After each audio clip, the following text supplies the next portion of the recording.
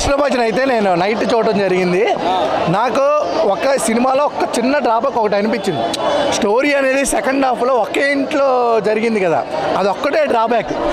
అది పక్కన పెడితే హరిశంకర్ గారి డైలాగ్స్, గుచ్చుకునే డైలాగ్స్ ఉన్నాయి. అలాగే హీరోయిన్ హీరో మధ్య కెమిస్ట్రీ సీన్స్ ఉన్నాయి. సాంగ్స్ కూడా అప్పట్లో సాంగ్స్ లాగా బాగా తీశారు. రవితేజ గారు తీశారు దాంట్లో.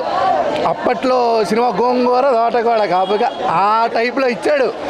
చాలా బాగుంది, నాకు అది నచ్చింది. కానీ సెకండ్ హాఫ్లో ఆ చిన్న ఒక్కింట్లోనే రైడ్ జరగడం అంతో సునాహుగా రవితేజ మాస్ మహారాజా రవితేజ గారి సినిమా బాగుంది, చాలా బాగుంది. ఫుల్ ఎంటర్టైన్మెంట్ ఉంది. ఫస్ట్ రవితేజ గారు ఏంటంటే ఈ టైంలో ఈ సినిమా చాలా సూపర్ హిట్ పడుతుంది.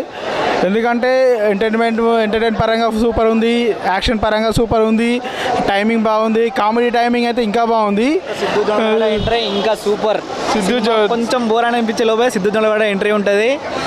వచ్చిన 10 నిమిషాలు థియేటర్ అంతా లొల్లి ఉంటుంది. ఫైట్ సీన్లో వచ్చాడు. ఏదైతే సెకండ్ హాఫ్లో డల్ అవుతుంది అనే టైంలో, లాగ్ అయిన టైంలో ఒక డల్ అవుతుంది అనే మూమెంట్లో జొన్నలగడ్డ ఎంట్రీ ఉంది, అది బాగుంది. సాంగ్స్ పరంగా బాగుంది. హరిశంకర్ డైరెక్టర్ అయితే ఒక మిరపకాయకి ఇప్పటికి చాలా చేంజ్ ఓవర్ ఉందని చెప్పొచ్చు. చాలా బాగుంది ఓవరాల్గా మూవీ. ఎంటర్టైన్మెంట్ పరంగా అయితే సూపర్.